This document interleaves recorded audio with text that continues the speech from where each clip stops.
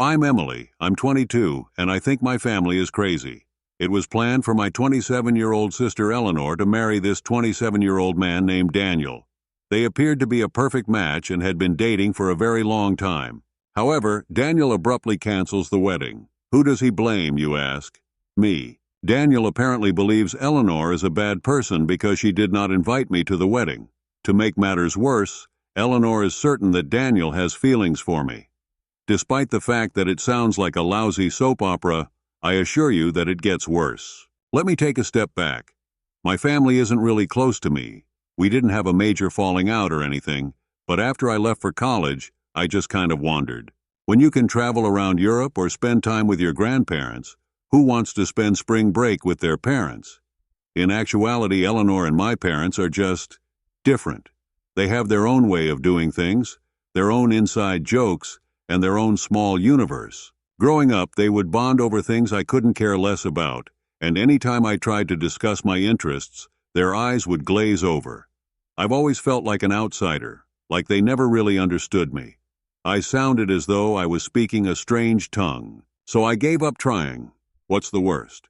They didn't appear to notice at all. They seemed to relish my distance, as if they were quite content with it. That was painful. When you're withdrawing, you would think that your own family would at least make an effort to get in touch. But they don't. Not my. I eventually only saw them on important occasions like birthdays and holidays, and even then, I was treated like a visitor. Polite discussions, superficial topics, and no genuine connection. Me and Eleanor? That strong sisterly bond never existed between us. She was always the ideal daughter, the golden child, and the one who did everything well. And me? I was the odd one out, the black sheep. Not that they are particularly horrible people. They seem to be putting me down in a very subtle way. Those small remarks that hurt you deeply but appear innocuous at first glance. I have a bunch of those, yes. I decided it would be best to just avoid it. You're less likely to get wounded if you spend less time with them. Then came Christmas of last year. I didn't feel totally invisible for the first time in a long time when Daniel joined us for Christmas dinner. Daniel was different from my family, who had a way of making me feel like I don't belong. In fact, he was kind to me. Instead of treating me like the strange outsider I always felt around my family, he spoke to me as though I were an ordinary person. We discussed everyday topics like education, travel, and amusing incidents at work. Just regular talk, nothing special or personal. However, Eleanor was very troubled by this for some reason. Later that evening, she approached me after continuing to give me these cold glares across the table. "Herzing, I know what you're doing. You've always been jealous of me, and now you're trying to steal my man." I couldn't speak. "Take her man?" Even so, where did that originate? She wouldn't let it go, even after I told her she was being silly and laughed it off. She was always complaining that I was being too amiable and that Daniel was acting strangely around me. It was crazy. My parents adore Eleanor, who has always been the focus of attention and the ideal person. But saying that, I attempted to snatch her fiancé. Even for her, it was a new low.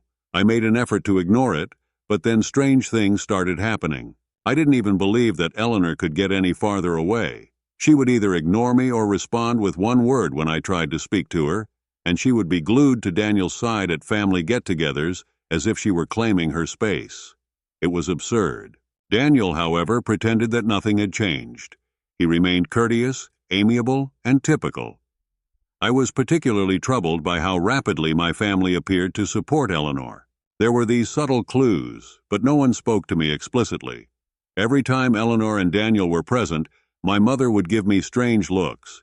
Normally quite impartial, my dad began to say things like how families should help one another and value relationships. Everything was quite passive-aggressive. They all seemed to believe that I posed a threat to Eleanor's relationship in some way. My anger increased as I gave it more thought. I've never been the kind to become entangled in the drama of others, much less that of my sister. I seldom speak to her at all. Why would her fiancé suddenly pique my interest? It was illogical. My grandparents informed me of Eleanor's engagement a few months later. Indeed, I was not even informed that my own sister was getting married. I wasn't anticipating a customized invitation or anything at this point, so hearing from my grandparents was shocking. I suppose I was clinging to the slim hope that despite the stress and distance, she would still think of me as having been a part of this significant occasion in her life. We're sisters after all. But no, it was obvious it was asking too much. When I learned, I kept it to myself and didn't tell Eleanor. I reasoned that she might have forgotten or been preoccupied with wedding preparations. I realized that sounds foolish, but I was still assuming the best about her. However, nothing changed as the days stretched into weeks, and then weeks into months. Then Eleanor called without warning. She broke the news to him after a few awkward minutes of small talk. "I'm not inviting you to the wedding." As I tried to take in what she had just said, I became silent for a moment. Even though I wasn't particularly eager to leave or anything, it still hurt to hear her say it aloud. She gave me the most ridiculous explanation when I questioned why. "I don't want you there because Daniel has feelings for you. It will just be awkward." In fact, I burst out laughing. It was unbelievable to me that this was taking place. Daniel doesn't feel anything for me, to start. Furthermore, even if he did, I wouldn't have stood up during the ceremony to express my unwavering love for him. The entire situation was absurd. I had no energy to dispute at all. "Have a great wedding and a happy marriage," I simply stated before hanging up. That drama wasn't necessary in my life. Well, do you recall that I said that things were absurd? They're going to get much more crazy, so fasten your seatbelt. Eleanor's rehearsal dinner was allegedly yesterday, and I had no intention of attending. I mean, I'd already come to terms with the fact that I wasn't invited to the wedding.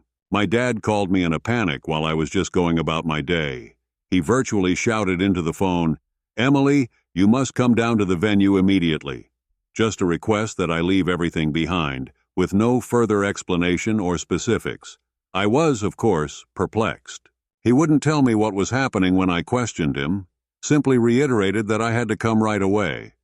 I wasn't exactly feeling patient or giving with my time at this point.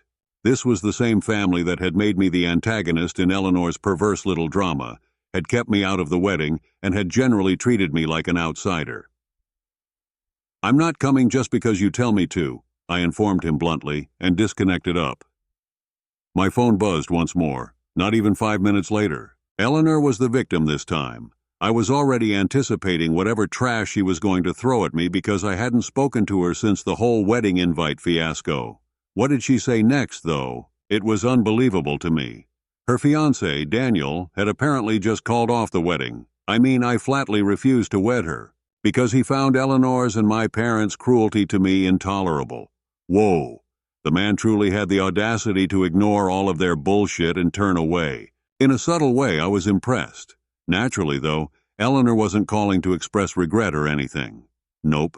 She was contacting you for a whole different reason. She wanted me to pretend that we were a single, happy family and attend the rehearsal dinner, or whatever was left of it. The worst part? She wanted me to pretend that I wasn't at the wedding because I didn't want to be there, rather than because she had banned me. In other words, she wanted me to pretend that everything was fine, even while her relationship was falling apart. I nearly burst out laughing at her. She had treated me like trash, accused me of attempting to kidnap her fiancé, and refused to invite me to the wedding. Now she wanted me to step in and save the day? The level of delusion was astounding. "You're crazy if you think I'm going to do that," I informed her bluntly. Over the phone, I could almost hear her jaw drop to the floor. I didn't stay to listen to her attempt at an argument. I put my phone on silent, hung up, and fell asleep like a baby. To be honest, Daniel's decision to put off the wedding felt like the pinnacle of karmic justice. I have a pretty solid idea of why he ultimately lost it, but I'm not exactly sure. My parents and Eleanor have always been domineering, cunning, and, to be honest, quite cruel. They've never been able to look past their own egos long enough to consider the impact of what they do on other people. Daniel must have had enough at last. The guy almost makes me feel sorry for him. Nearly. But what truly bothers me is how soon after things started to go wrong, Eleanor and my parents came to me for support. It's funny how that works, huh? It's as if they suddenly thought, "Oh wait, maybe we do need Emily after all." When they were organizing their ideal wedding, they didn't give a damn about me, but as soon as things fall apart, I became significant once more. Yes, thank you, but no. It was an incredible day. My family had left me more than 200 messages and 117 missed calls when I got up. Yes, you read correctly. More than 100 calls were lost. As soon as I opened my eyes, my phone literally exploded. Seeing all those notifications made me anxious, which isn't a pleasant way to start the day. Eleanor and my parents made the most of the calls, and I wasn't ready to be involved in that mess just yet. I chose to ignore it and go about my morning as normally as I could. Who wants to deal with family turmoil before coffee, really? However, I began to feel a little bad, so I did the only thing I could think of at the time. I contacted my grandparents again. I knew they would give me the scoop without all the added drama because they are the only members of my family with whom I truly get along. I could sense the strain in my grandmother's voice as soon as she answered the phone. Eleanor had been crying uncontrollably since last night, she informed me. Daniel, who apparently wasn't giving up, had shut her off entirely and wouldn't listen or speak. He was essentially missing. My parents were in a flurry, attempting to save the day while Eleanor was inconsolable. Bless her heart, my grandmother kindly advised that I might want to get in touch with Daniel to resolve any confusion. I nearly burst out laughing once more. Make any misunderstandings clear. What miscommunications? It had nothing to do with me. Daniel made his decision. However, I also understand my grandparents' perspective. I adore them, and I'm sorry to see them under so much stress. Furthermore, I have to admit that I was a little tired of my family's continual harassing. Perhaps it was worth it if speaking with Daniel would stop the flurry of calls and messages and get everyone off my back. However, the situation worsened before I could even make a decision. My doorbell rang about an hour after I had spoken to my grandparents, and who was there when I looked? My parents, Eleanor and Daniel, were all there. Yes, they arrived without warning, and whatever was going to happen, I was not prepared for it. As if this were some sort of intervention, they informed me they wanted to come inside and talk. But really, with everything that had transpired, I wasn't going to allow them into my personal space. I told them that they could say anything they wanted on my porch, so I went outside and closed the door behind me. The first person to speak was Eleanor, who launched right into her "you need to fix this" shtick. She essentially told me to tell Daniel everything, as if I were expected to tidy up her mess and make everything magically better. For a moment, I just stood there, trying to take in the complete ridiculousness of it all. However, it dawned on me that I was not going to do this. I will not tell her lies. She has been terrible to me for years, and I won't change the facts to make her seem better. I then turned to Daniel and told him everything. I was honest with him. Eleanor had accused me of trying to take him. She had barred me from the wedding because she believed he was attracted to me, and this was nothing new for my family. Since we were young, things have been this way. The package includes the toxicity, the blame, and the manipulation. I could see Daniel's thoughts racing as he stood there silently listening. Suddenly, however, Eleanor went totally crazy. She gave me a slap.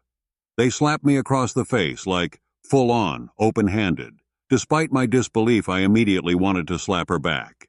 Come on! After years of putting up with her foolishness, this is the last straw. However, Daniel intervened and took Eleanor by the arm as I was raising my hand. They began speaking in low voices when he drew her away from me. Even though I couldn't hear everything, it was obvious that chaos was about to break out. When Eleanor returned a few minutes later, she was in tears, like sobbing a lot. She declared that the engagement was formally over after taking a close look at Daniel, my parents, and me. Daniel had ended things permanently. After telling her that they should no longer see one another, he walked away. As simple as that. Eleanor was left standing there crying as he left, and to be honest, at the time I did feel a little sorry for her. Even though she has injured me and we have never gotten along, I don't think anyone should have their engagement ended in such a manner. It was a raw, vicious moment. However, it was impossible for me to deny that she was responsible for this separation. Just as she has pushed me so many times before, she pushed Daniel to the brink. So here we were, standing on my porch, Daniel gone, Eleanor crying, and my parents staring at me as if I were somehow to blame for everything. I sensed their disapproval and disappointment, as if they were holding me responsible for Eleanor's life's collapse. They seemed to believe that I, rather than Eleanor and her actions, was the reason for the breakup. I was at a loss for words, and I certainly didn't want to stand there any longer. I just muttered something clumsily about having to go inside. They were all standing outside as I turned around, walked back into my house, and closed the door. I just sat down and tried to take in all that had just transpired when I shut that door. This was my real life, yet it felt like a scene from a soap drama. Since they left, neither Eleanor nor my parents have contacted me. They must be really angry with me, and to be honest, I have no idea what will happen next.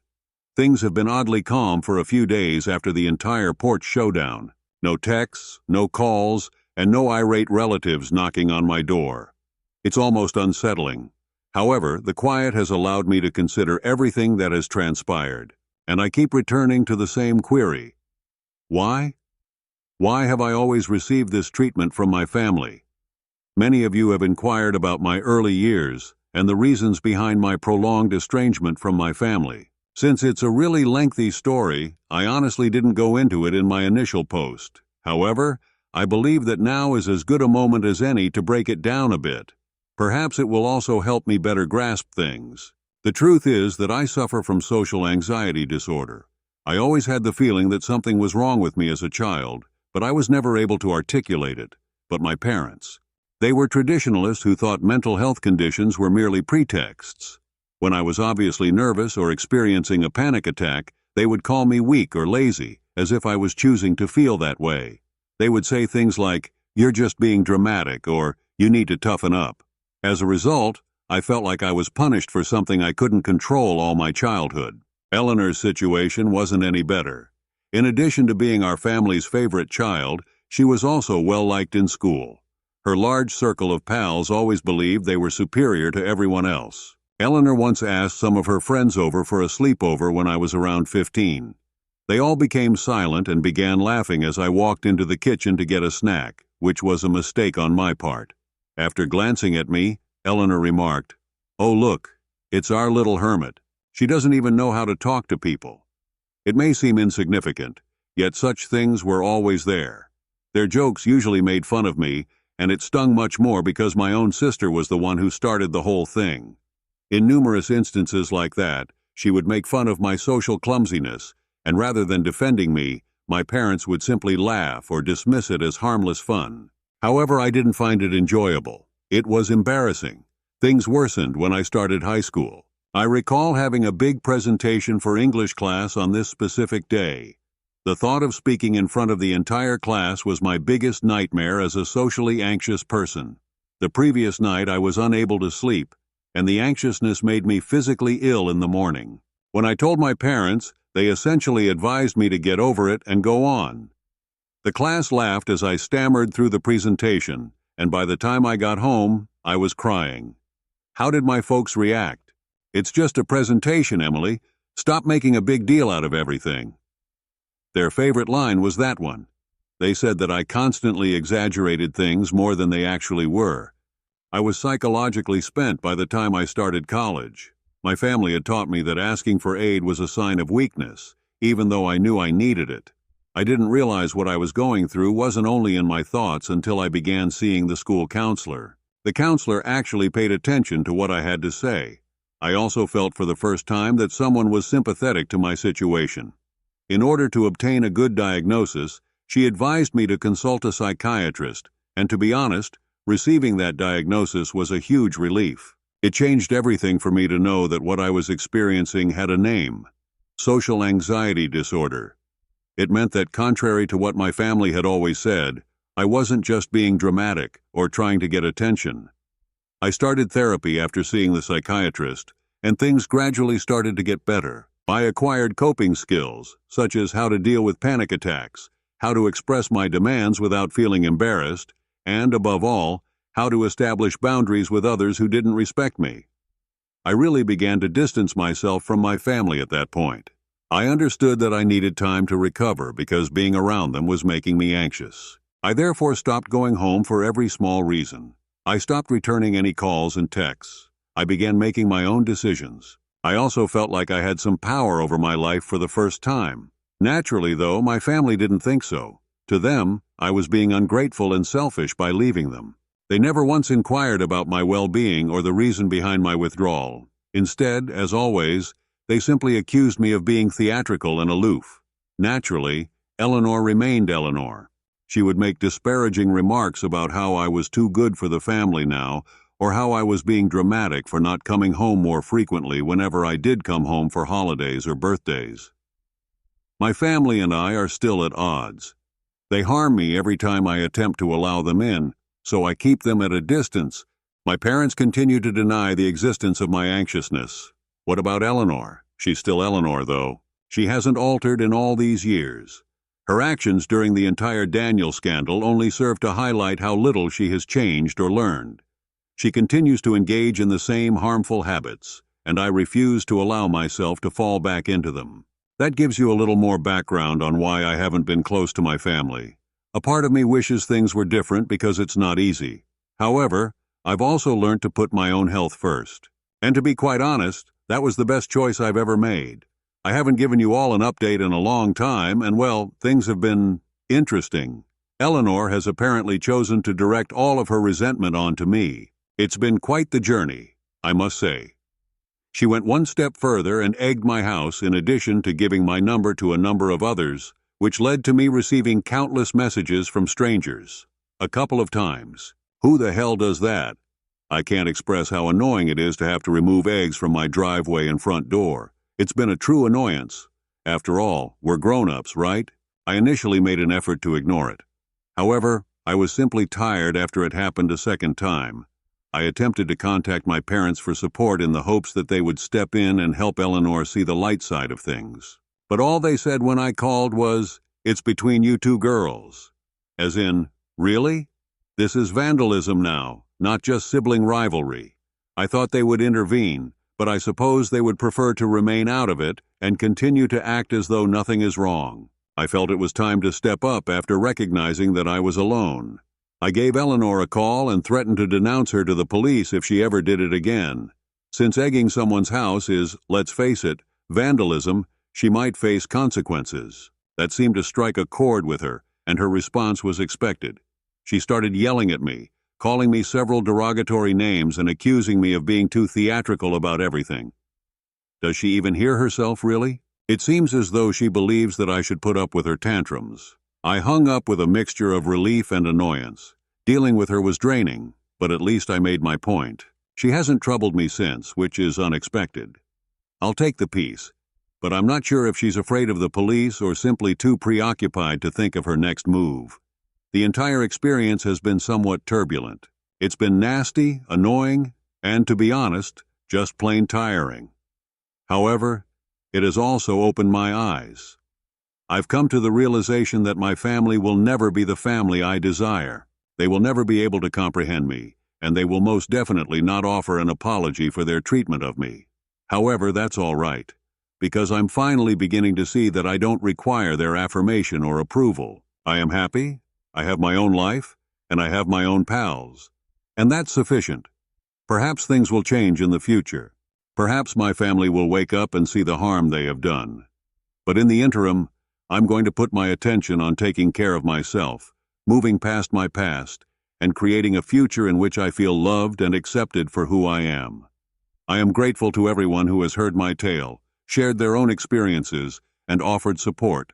You don't realize how much it matters. Additionally, please know that you are not alone if you are experiencing something similar. Help is available, and there are people who are concerned. Keep going.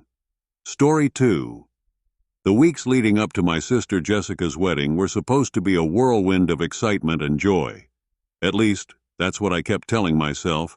But as the big day crept closer, a knot of dread coiled in my stomach. It wasn't just the usual bridesmaid jitters or the fear of tripping over my heels and face-planting in front of everyone. This was something different. It started subtly. Jessica, normally obsessed with her own reflection, began paying an unusual amount of attention to Alex, my boyfriend of 3 years. At first I brushed it off. Maybe she was just being friendly, a little too eager to include him in the family festivities now that she was about to officially become a Mrs. But soon, her behavior started to set off alarm bells. At family gatherings, she'd laugh way too hard at his jokes, the kind that usually earned a polite smile from everyone else. She'd always find a way to be near him, sitting next to him, playfully bumping his shoulder, or finding excuses to touch him. A pat on the back, a light touch on the arm. It was subtle, sure, but there was something in the way she looked at him when she thought no one was watching that made my skin crawl. One evening at our parents' house for dinner, Jessica was especially attentive towards Alex. She bombarded him with questions about his work, nodding and smiling as if he were the most interesting person on the planet. I tried to convince myself she was just being nice. Maybe the stress of wedding planning was making her act a little off. But deep down, I knew something wasn't right. The days ticked by, each one heavier than the last, as Jessica's wedding loomed closer. My anxiety clung to me like a shadow, making everything feel 10 times more stressful. Every shared laugh, every casual touch I witnessed between Alex and Jessica felt like a knife twisting in my gut. I knew I couldn't keep it bottled up any longer. I had to talk to Alex. It was a cool evening and we were in our apartment. The TV was on, casting flickering light across the walls, but neither of us was really watching. Alex was sprawled on the couch, beer in hand, looking completely relaxed. I sat on the other end, my nerves wound tight. "Alex," I began, my voice surprisingly steady despite the turmoil inside me. "We need to talk about Jessica." He looked over at me, his brow furrowing slightly. "Jessica? What about her?" "It's the way she's been acting around you," I said, taking a deep breath. "It's been bothering me." "I don't know what you mean," he replied, setting his beer down and giving me his full attention, but his expression was one of genuine confusion. "She's just being nice. She's about to get married. Maybe she's just happy." I shook my head, frustration building. "No, it's not just happiness. She touches you too much, laughs too much at everything you say, and she's always finding ways to be near you. Can't you see that?" He sighed and rubbed his forehead. "I think you're just stressed about the wedding and seeing things that aren't there. Jessica is your sister. She wouldn't do anything inappropriate." "But I see it, Alex.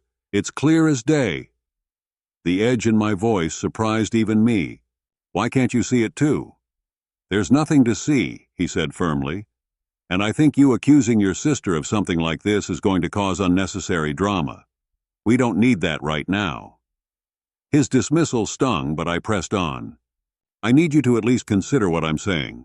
Watch how she is next time, please." Alex looked at me for a long moment, then nodded slowly. "Okay, I'll watch. But when I see nothing's wrong, we drop this, okay?" "Okay," I agreed, though a part of me doubted he would see what I saw.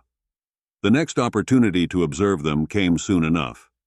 Another family dinner at our parents' house, this time to finalize some wedding details.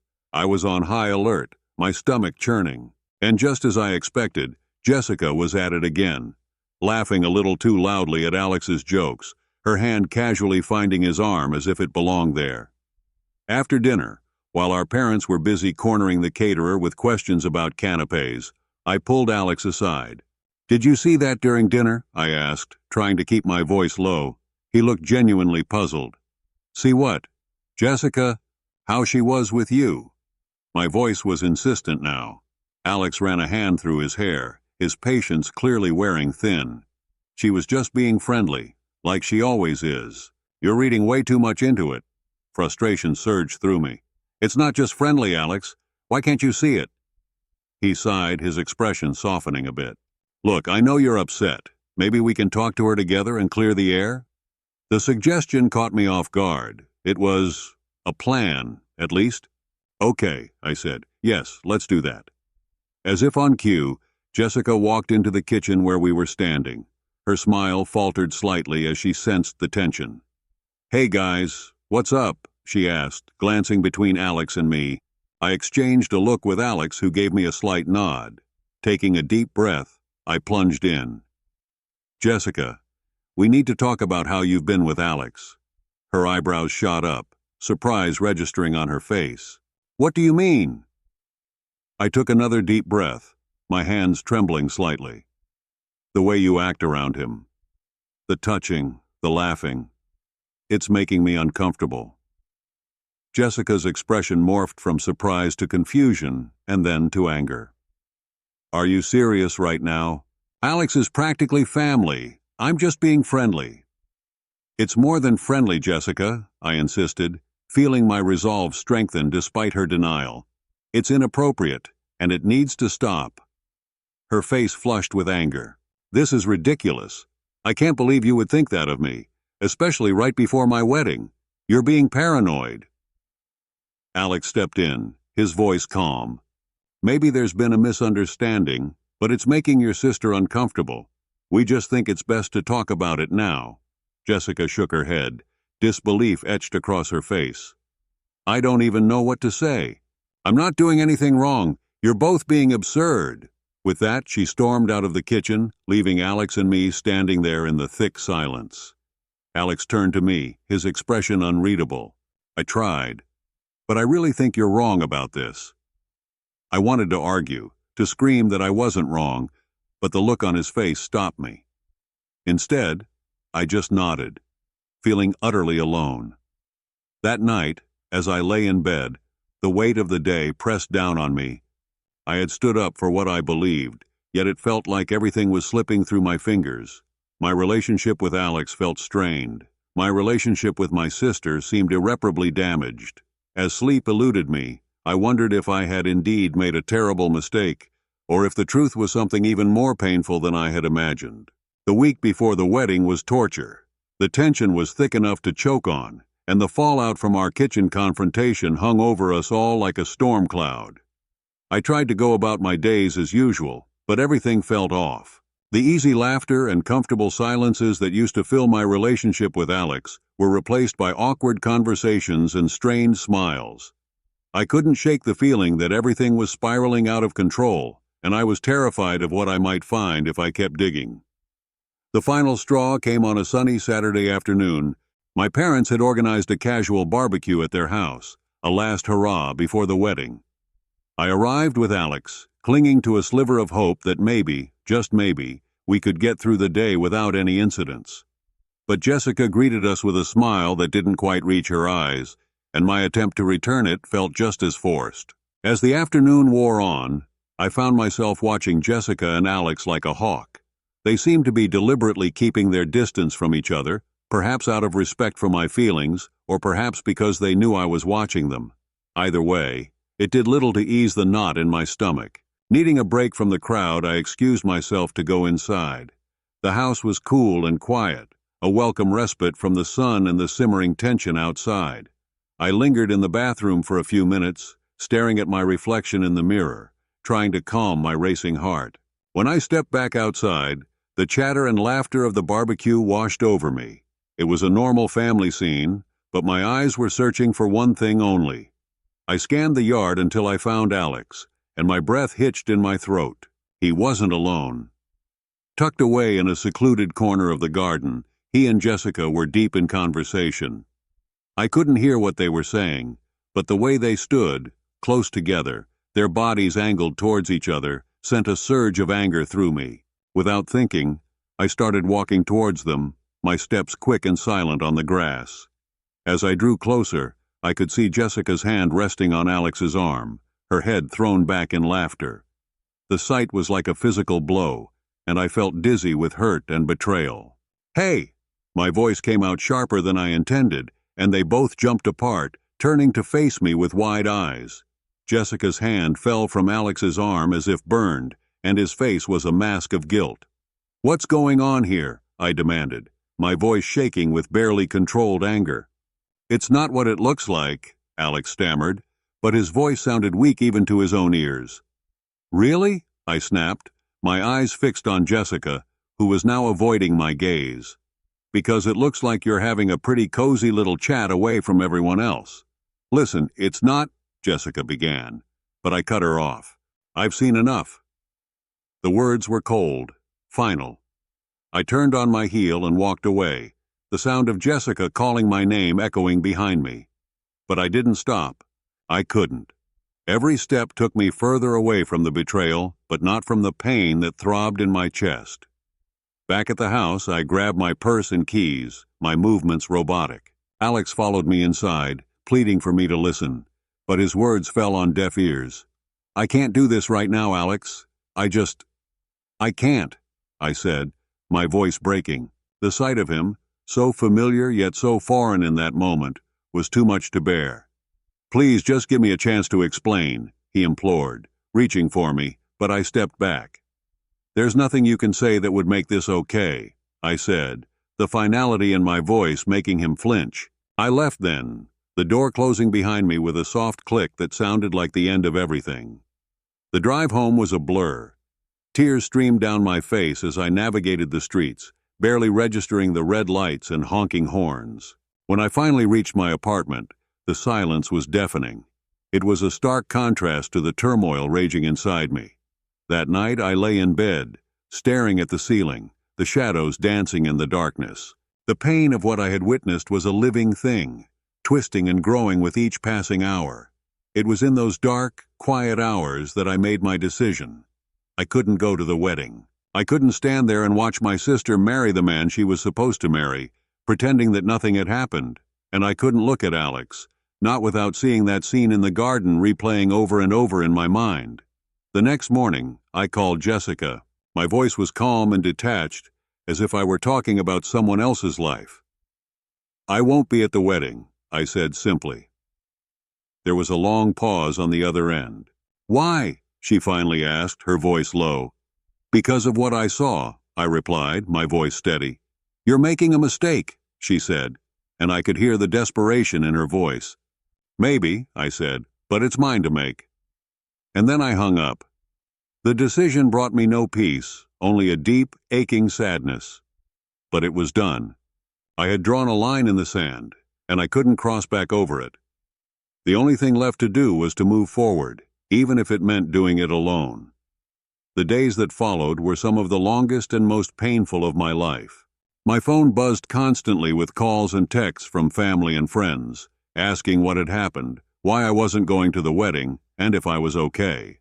I ignored most of them, not ready to face the questions or the inevitable judgments. Alex's messages were a mix of apologies, explanations, and pleas for me to talk to him. I read each one, a part of me longing to hear him out, to find some way to fix everything. But the images of him and Jessica together were too fresh, too painful. I couldn't pretend nothing had happened. After a couple of days, I finally replied to Alex with a simple text. We need to take a break. I can't deal with this right now. He responded almost immediately. Please don't do this. We can work through it. But I wasn't sure if that was true. The trust was broken, shattered into a million pieces, and I didn't know how, or even if, it could be repaired. I turned off my phone after that, the silence in my apartment a welcome relief from the constant reminders of everything that had gone wrong. The day of the wedding arrived, and with it, a sense of finality. I knew that whatever happened today would likely set the tone for my relationship with my family going forward. The weight of that thought was suffocating. I spent the day alone, trying to distract myself with books and TV shows, but nothing could hold my attention. My mind was a whirlwind of thoughts and emotions, replaying the past few weeks over and over. I felt a mix of anger, sadness, and a gnawing guilt that maybe I had overreacted, that I had ruined my sister's wedding over something that might have been innocent. But then I remembered the look on their faces, the way they jumped apart when they saw me. I remembered the way Jessica had avoided my gaze, the way Alex had stammered and stuttered, unable to meet my eyes, and I knew deep down that I hadn't overreacted. I had simply seen the truth that everyone else had chosen to ignore. The truth had come out, but at a cost. My relationship with Alex was over, my bond with my sister was shattered, and my family was in turmoil. It was a heavy price to pay, but I knew I couldn't have lived with myself if I had stayed silent. As for what comes next, I'm not sure. I know I'll need to face my family eventually, but for now, I'm taking it one day at a time. I've learned a valuable lesson about trusting my instincts and standing up for myself, even when others doubt me, and that, I realize, is something worth fighting for.